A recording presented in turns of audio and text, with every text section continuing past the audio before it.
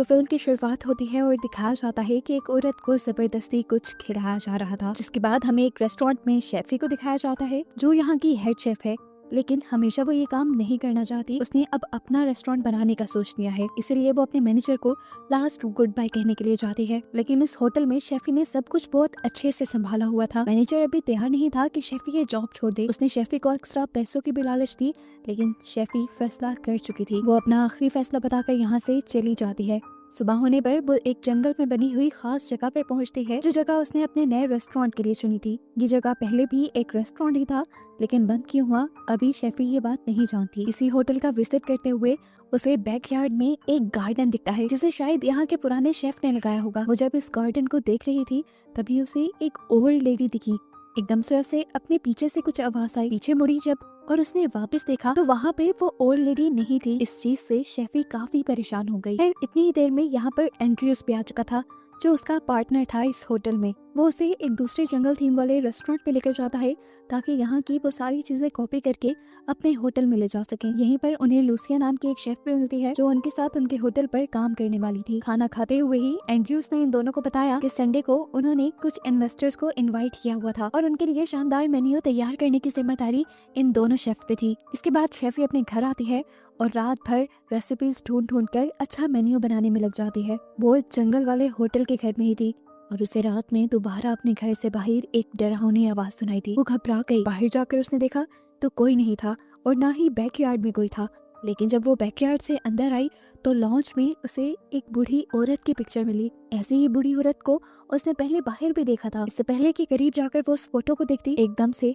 शेफी को उस बूढ़ी औरत की परछाई खिड़की पे दिखाई देती है। वो जब खिड़की के पास गई तो वहाँ पर भी उसे कुछ क्लियर नहीं दिखा। वो काफी घबरा गई थी। उसने जाकर स्ट्रेस रिलीफ करने वाली टैबलेट्स ली और फिर सुबह के लिए कुछ कुकिंग की तैयारी करके वो सो जाती है। सुबह काफी अच्छी थी, उसे कोई परेशानी नहीं थी क्योंकि उसने सब कुछ पहले से ही तैयार करके रखा हुआ था। उसने जाकर डो को हाथ लगाया। डो बिल्कुल अच्छे तरीके से राइस हुई थी, लेकिन तभी उसे डो में कुछ हलचल सी महसूस हुई। उसने जब डो को खोल कर देखा तो उसमें बड़े बड़े कीड़े पड़ चुके थे और जो सारी तैयारी रात में उसने की थी, जो सारा खाना रात में उसने तैयार किया था, उसमें फंगस लग चुकी थी। रातों रात ऐसा कैसे हो सकता था? आज शाम इन्वेस्टर्स भी आने वाले थे। वो बुरी तरह पैनिक हो जाती है और अपने हेल्पर से दोबारा सारा सामान लाने को कहती है, ताकि वो यही खाना दोबारा बना सके। अब कुछ ही देर में इन्वेस्टर्स आने वाले थे। किस्मत बुरी शेफी की कि उसे सामान भी मार्केट से पूरा नहीं मिला।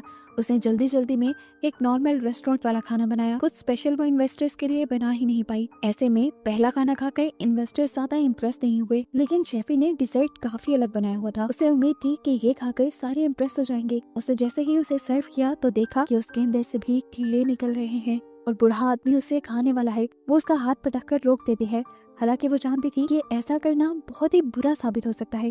अपनी इस हरकत को डिफेंड करते हुए शेफी ने कहा, असल में वो चम्मच बहुत गर्म था जिससे आप खाने वाले थे। मैं आपको किचन से नया स्पून ला देती हूँ। खैर, उसकी इस हरकत के बाद और नॉर्मल से डिशेस खाने के बाद इन्वेस्टर्स उसे कुछ अच्छा तो रिव्यू देकर नहीं चाहते।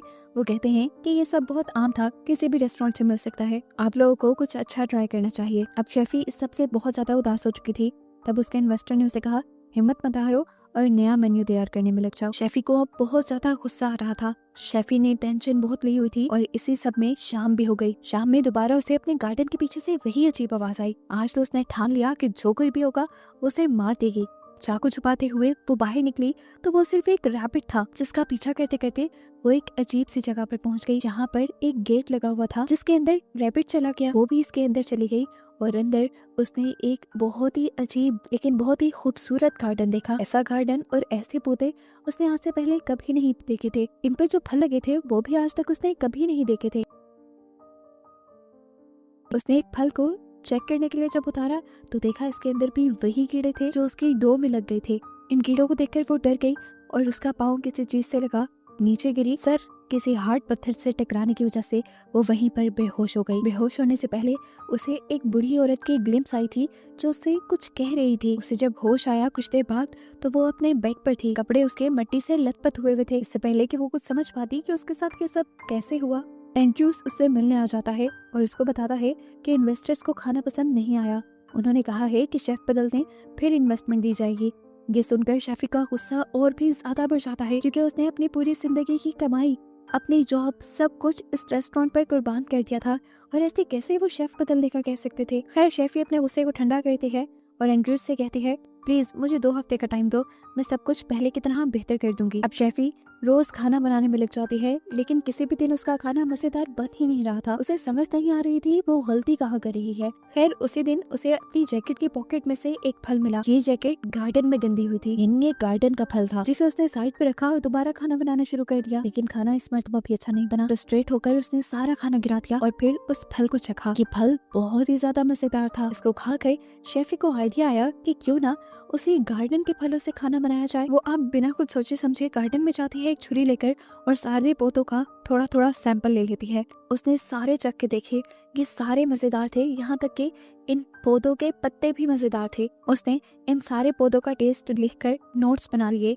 कि खाने में क्या चीज किस तरह डलेगी और क्या टेस्ट देगी। यहाँ गार्डन के एक दरख्त पर उसने एक अजीब सा सिंबल भी बना देखा था। ये सिंबल उसने अपने घर में लगी उस ओल्ड लेडी की पिक्चर पे भी देखा है। उसने अपने जहन में थ्योरी बनाई कि शायद ये गार्डन उस ओल्ड लेडी ने लगाया होगा। उसका गार्डन का और सिंबल का कोई कनेक्शन तो है। खैर घर को सर्च करते हुए उसे एक और ऐसी बुक मिलती है जिसके अंदर गार्डन में लगाए गए सभी पौधों की इंफॉर्मेशन थी, जिनसे शेफी को बहुत मदद मिली। खैर वो इन्हीं गार्डन से लाए फलों और पौधों से खाना बनाना शुरू करती है और अपनी साथी शेफ को टेस्ट करने को कहती है। शेफ ने जब इसे टेस्ट किया तो हैरान रह गई। एक आम सी डिश इतनी मजेदार कैसे हो सकती थी। उसने शेफी से पूछा आखिर तुम ये सारी चीजें लाई कहाँ से हो और ये मिली कहाँ से।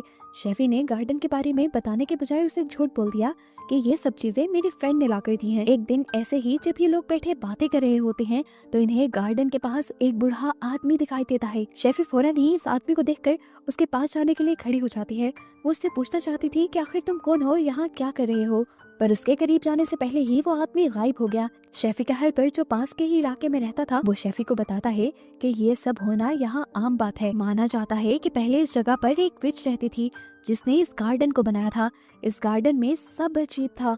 वो इस गार्डन की चीजों से रस निकालकर दूसरों को पिलाकर अपने वश में कर लिया करती थी और अपने साथ रहने पर मजबूर करती थी। पर एक दिन ये बात गांव में फैल गई और जब लोग उस जगह को चेक करने के लिए आए तो तब विच वहाँ से भाग गई और उसके गार्डन में कीड़ा लग गया था। वो लड़का शेफी से कहता है आप परेशान मत होना, ये सब पुरानी बातें हैं, कितना सच है इसमें कितना झूठ कोई नहीं जानता। शेफी अब उससे कहती है तुमने जो कहा सब सच है, मैंने उस औरत को भी देखा था, बस एक झलक। शायद वो चाहती है कि मैं उसके गार्डन की देख रेख करूँ और शेफी अब ये करने भी लग जाती है। कई दिन वो उस गार्डन की देख रेख करती है और रात में अपने रेस्टोरेंट के लिए उन्हीं के पौधों से और उनके टेस्ट से नोट्स बनाती है। इस नोट्स और अपने मेन्यू के नीचे उसने वो सिंबल भी बनाया था जो उसने गार्डन के दरख्त और औरत की पिक्चर में देखा था। ये सिंबल बनाते ही उसे अजीब सी आवाज आई। आज उसे ये आवाज बेसमेंट से आई थी जिसके अंदर भी एक टनल थी। वो अंदर गई तो वहाँ भी गार्डन से रिलेटेड चीजें रखी हुई थी। वो इन चीजों को देख ही रही थी कि एक अजीब डरावना हाथ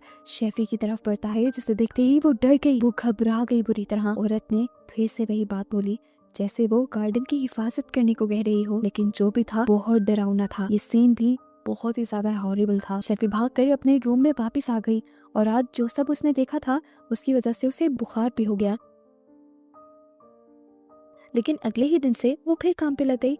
उसने अब गार्डन की चीजों से ऐसी डिशेस तैयार की थी कि एंड्रयू का दिल खुश हो गया और उसने अगले ही हफ्ते होटल की ग्रैंड ओपनिंग का फैसला कर दिया। उसने अपने शेफ और अपने स्टाफ को बुलाकर मीटिंग की और इस मीटिंग के बाद जब शेफी किचन में आई तो उसने देखा कि सारा खाना बिखरा पड़ा है और किसी आदमी की भी आवाज आ रही थी। पास गई तो देखा कि ये आदमखोर था जो खुद ही अपने ही उंगली काट कर खा रहा था। शेफी ने उसे देखकर डर कर जोर से चीख मारी और उसकी चीख सुनकर एंड्रयू यहाँ आ जाता है। इस आदमी को देखकर उसने इस आदमी का नाम लिया और फिर फौरन ही एम्बुलेंस को कॉल की। शेफी की साथी शेफ ने बताया कि ये इस होटल का पुराना शेफ था जिसने तुम्हारी तरह एक लाजवाब मेन्यू बनाया था, पर फिर पता नहीं कैसे वो पागल हो गया और ये रेस्टोरेंट बंद करना पड़ा। पहले भी ये जगह एंड्रयू ने ही खरीदी थी और अब दोबारा एंड्रयू तुम्हारे साथ ही रेस्टोरेंट शुरू करना चाहता है। शेफी को अब एक डायरी के बारे में याद आया जिसमें गार्डन के पौधों के बारे में लिखा था और उनके टेस्ट भी लिखे थे, जिससे उसने बहुत हेल्प ली थी। वो समझ गई कि ये डायरी उसी शेफ की थी जो पागल हो गया। इसमें उसने कुछ ड्राइंग्स भी बनाई थी जो बहुत ही ज्यादा डरावनी थी। इन्हीं सारी चीजों के हेलुसिनेशंस और वियन तो शेफी को भी आते थे। वो समझ गई कि ये सब गार्डन के पौधों की वजह से हो रहा है और अब वो भी जल्द ही पागल हो जाएगी अगर उसने इन पौधों के इस्तेमाल को छोड़ा नहीं तो। ये सोचते ही उसने फौरन किचन में जाकर काम बंद करने को बोला। अपनी सारी चीजें जो गार्डन से बुलाई थी उसने गिरा दी और वो मेन्यू और अपने नोट्स भी सारे जला दिए जिसमें उसने गार्डन की चीजों के बारे में लिखा था और गार्डन का सिंबल बनाया था। इस सिंबल के चलते ही उसे ऐसा फील हुआ कि कोई उसकी तरफ भाग कर आ रहा है। वो डर गई और जैसे ही पीछे मुड़ी तो उसकी मुंह के बिल्कुल सामने एक डरावना बूढ़ी औरत का चेहरा आ गया, जिसे देखकर वो इतना डर गई कि चीखती हुई जंगल की तरफ भागी। वो बहुत ज्यादा डर चुकी थी। उसने उस गार्डन के सारे पौधों को भी उखाड़ उखाड़ कर फेंकना शुरू कर दिया। इसी के साथ उसने जो ओल्ड लेडी की फोटो अपने किचन में रखी थी वो भी उसने फेंक दी। सुबह जब शेफ काम करने के लिए आए तो उसने फौरन मेन्यू चेंज करने को बोल दिया। इस डिसीजन से उसकी दूसरी शेफ के साथ लड़ाई हो गई और वो चली गई। उसके जाने के बाद शेफी ने गार्डन से लाई सारी चीजें फेंक दी और अपनी टीम से कहा कि हम एक नया मेन्यू बनाएंगे और नए मेन्यू पे काम करेंगे। वो खुद भी जब काम कर रही थी तो उसे पता ही नहीं चला कब उसने अपनी पूरी उंगली काट दी। आसपास के लोगों ने उसे देखकर बताया उसे तो दर्द का एहसास भी नहीं हुआ था। ये सब बहुत अजीब था। यहाँ पर लोगों को भी समझ नहीं आ रही थी कि हो क्या रहा है। एंड्रयू जब ये बताने के लिए किचन में आता है कि स्पेशल गेस्ट आने ही वाले हैं तो वो किचन में हड़बड़ी देखता है और पूछता है कि आखिर यहाँ हो क्या रहा है। तब उसे पता चलता है कि एंड टाइम पे शेफी ने सारा मेन्यू चेंज कर दिया था और यहाँ उसकी शेफी के साथ भी लड़ाई हो जाती है। फिर एंड्रयू बहस करने के बाहर चला जाता है गेस्ट को रिसीव करने के लिए, जबकि शेफी को अजीबोगरीब हेलुसिनेशंस होने लगते हैं। उसे ऐसा लग रहा था जैसे उसके मुंह से कीड़े निकल रहे हों, उसके हाथ कट गए हों जिनके कट से अब कीड़े बाहर निकल रहे थे। उसके सामने जब शेफ आए उसे डिश टेस्ट करवाने के लिए तो उसे लगा कि ये सारी फंगस से भर गई हैं, लेकिन इस टाइम उसने अपने इमोशंस पर कंट्रोल किया, डिश नहीं फेंकी क्योंकि उसे पता चल चुका था कि उसके हेलुसिनेशंस हैं। उसने बगैर चखे ही ये खाना सर्व करने को कह दिया, लेकिन यहीं पर उसकी सबसे बड़ी गलती हो गई। इस डिश में सी फूड था और एक गेस्ट को सी फूड पेश नहीं करना था और ये बात वो पहले से ही जानती थी। उसकी वजह से उस गेस्ट को एलर्जी हो गई, सांस आना बंद हो गया और एंड्रयू के हाथ पांव फूल गए। आखिर में दोबारा ही उसके रेस्टोरेंट की बेइज्जती हुई और सब लोग वहां से चले गए। एंड्रयू भी गुस्से में आ गया। रात में उसने शेफी से कहा तुम्हारा तो पता नहीं, लेकिन मैंने अपनी सारी जमा पूंजी इस रेस्टोरेंट पे खर्च कर दी है और तुमने पहले ही दिन मेरे रेस्टोरेंट की रेपुटेशन खराब कर दी। इस चीज का तो शेफी को भी बहुत दुख था। अगली सुबह शेफी नई उम्मीद से उठती है कि आज जो भी वो करेगी वो ठीक करेगी। उसने देखा कि जो शेफ कल चली गई थी वो भी आज वापस आ गई। उसने उसका शुक्रिया किया, लेकिन ये वापस आई थी एंड्रयू के कहने पर। एंड्रयू ने अब शेफी से कहा कि मुझे इन्वेस्टर्स ने कहा है कि तुम अपना शेफ बदलो, नहीं तो वो इन्वेस्टमेंट नहीं देंगे। प्लीज तुम यहाँ से कहीं दूर चली जाओ। ये सुनकर शेफी गुस्से से पागल हो गई। एंड्रयू अब उसे हाथ पकड़कर वाइन स्टॉक के पास बेसमेंट में ले गया। गुस्से से पागल हुई शेफी उसी के ऊपर भड़कने लग जाती है और कहती है तुम नहीं जानते कि मैंने इसके लिए क्या किया। अपनी पूरी लाइफ स्पेंड कर दी, अपनी सारी सेविंग्स, सारा तजुर्बा, अपनी जॉब। तुमने नहीं देखी थी क्या पहले इस रेस्टोरेंट की हालत? इसे मैंने अकेले साफ किया, अकेले इस हाल तक पहुंचाया कि यहाँ के लोग बैठे और तुम मुझे ही निकाल रहे हो। उसने पास पड़ा एक हैडल कॉक भी उठा लिया। वो यहाँ से वापस किचन में जाने ही वाली थी कि एंड्रयू ने उसे पकड़कर पीछे बने एक जेलनुमा कमरे के अंदर कैद कर दिया। शेफी हेल्प हेल्प चिल्लाती रह जाती है, लेकिन वहाँ उसकी मदद को कोई नहीं आता और एंड्रयू बाहर निकल जाता है। बाहर आते ही शेफ ने उससे पूछा कि शेफी कहाँ है, शेफी के बगैर कुछ नहीं हो पाएगा। पर एंड्रयू ने कहा वो अपनी पेमेंट लेकर जा चुकी है और आज से तुम हेड शेफ हो, आज तुम सब संभालो। लेकिन उसे इतना कुछ नहीं आता था, वो आज का इवेंट नहीं संभाल सकती थी। शेफी भी उस कमरे से निकलने की कोशिश कर रही थी, लेकिन कोई फायदा नहीं हुआ। बेसमेंट के रोशनदान से उसने गाड़ियों की चलने की आवाज सुनी और जोर जोर से हेल्प हेल्प चिल्लाकर किसी की मदद बुलाने की कोशिश की, लेकिन ये भी काम नहीं किया। यहाँ पर एक छोटा सा दरवाजा था जो उसने खोला तो देखा कि अंदर एक टनल है जो टनल बाहर जाकर खुल रही है, लेकिन बाहर का दरवाजा भी वो खोल नहीं पाई और उसी टनल के अंदर बैठ गई। एकदम से जहाँ शेफी बैठी हुई थी वहाँ जोर से जलजला आने लग गया। शेफी बुरी तरह डर गई, लेकिन उसने देखा कि जहाँ वो बैठी थी उसके सामने एक और दरवाजा आ गया और इसके पीछे एक दूसरी टनल थी। अब यही टनल उसे एक उम्मीद लग रही थी। उसने यहाँ से कैंडल चलाई और आहिस्ता आहिस्ता इस टनल के अंदर चली गई। इस टनल के अंदर उसे क्या दिखा? एक लाश, मरी हुई औरत की। इन्हें देखकर शेफी बहुत ज्यादा डर चुकी थी। उसने पीछे जाने की कोशिश की तो मट्टी ने उसका रास्ता बंद कर दिया। ना चाहते हुए भी उसे आगे ही बढ़ना था, लेकिन आगे तो वो लाश थी। शेफी ने हिम्मत पकड़ी और इस लाश के ऊपर से गुजरने का फैसला किया तो उसने देखा कि ये लाश उसी बूढ़ी औरत की थी जिसकी पिक्चर उसके घर में लगी हुई थी। शेफी देखती है कि इसने यहाँ पर कुछ लिखा हुआ भी था। उसने लिखा था कि मरने के बाद इंसान और सारी क्रिएचर मिट्टी के लिए न्यूट्रिशन बन जाते हैं और वो भी मरकर अपने गार्डन को पावर देना चाहती थी। सीन्स एकदम से फ्लैशबैक में चले जाते हैं और हमें वही मूवी का स्टार्टिंग सीन दिखाया जाता है जहाँ पर एक औरत को कुछ औरतें मिलकर कुछ जबरदस्ती पिलाने की कोशिश कर रही थी। असल में वो लोग उसके साथ जबरदस्ती नहीं कर रहे थे, वो उसका इलाज कर रहे थे। इस औरत को बहुत ज्यादा बुखार था जिसका इलाज कोई डॉक्टर नहीं कर पाई थी। ये बेचारी औरत तो अपनी गार्डन की जड़ी बूटियों से उस औरत का इलाज कर रही थी। वो अपने गार्डन में लगी हर पौधे और उसके हर फायदे के बारे में जानती थी। ये गार्डन उसने खुद बनाया था और इससे उसे बहुत ज्यादा लगाव था। उस दिन जब वो उस औरत का इलाज कर रही थी तो गांव के लोगों ने उसे देख लिया और उसे गलत समझा। गांव के लोग उसे मारने के लिए आ गए। उसने सोचा गांव वालों के हाथ मरने से बेहतर है कि मैं अपने गार्डन के लिए ही ताकत बन जाऊं। इसीलिए उसने वो टनल खोदी और उसमें जाकर वो लेट गई और फिर मरकर इस गार्डन के लिए पोषण बन गई। शेफी को ये सब उसकी हेलुसिनेशंस में पता चल रहा था, जैसे इस औरत की पावर्स ने उसे ये हेलुसिनेशंस दिखाए हो। शेफी अपने हेलुसिनेशंस में फील भी कर पा रही थी कि कैसे उस औरत को अपने उस गार्डन से लगाव था, बिल्कुल वैसा ही लगाव जैसा शेफी को अपने होटल से था। सीन्स अब यहीं से कट होकर उस गार्डन में जाते हैं जहाँ पर एक टनल के अंदर से हम एक हाथ को निकलता हुआ देख रहे हैं। ये किसी भूत का हाथ नहीं था बल्कि शेफी का हाथ था। शेफी ने बाहर आने का रास्ता ढूंढ लिया था। बाहर आते ही उसे वही रैबिट दिखा जिसे हम मूवी में बार बार देख चुके हैं। शेफी ने इस रैबिट को उठा लिया और यहाँ गार्डन के फल तोड़ तोड़ कर खाने लगी। सीन्स किचन का दिखाया जाता है जहाँ शेफी के बगैर हड़बड़ी मच गई थी। गेस्ट को भी खाना ना मिलने पर वो गुस्से में आ चुके थे और यहाँ से जाने ही वाले थे। एंड्रयू को भी कुछ समझ नहीं आ रही थी वो क्या करे और तभी इस टाइम शेफी किचन के बैक डोर से किचन में एंटर करती है। मिट्टी से लथपथ उसका बुरा हाल हो गया था। वो अब किचन से बाहर आती है और यहाँ गेस्ट का खाना टेस्ट करने लग जाती है। खाना टेस्ट करके उसने कहा ये तो बिल्कुल ही बकवास है, आए मैं आप लोग को दिखाती हूँ कि असली खाना क्या होता है। यहाँ पर उसके मास्टर भी आए हुए थे जो उसकी परफॉर्मेंस को देखना चाहते थे। पर शेफी सारी गेस्ट से कहती है अगर आप लोग को जानना है कि असली टेस्ट क्या होता है तो आप सभी लोग मेरे साथ बाहर आ जाएं। सभी मेहमान उसके साथ बाहर जाने लगते हैं। ये देखते हुए एंड्रयू भी जल्दी से अपने स्टाफ से कहकर सारे टेबल्स बाहर लगवा देता है। शेफी कुछ लकड़ियां तोड़ती है और गार्डन के बीचों बीच आग लगा देती है। इसके बाद वो उस खरगोश को काटती है और उसी खरगोश का सूप तैयार करने लग जाती है।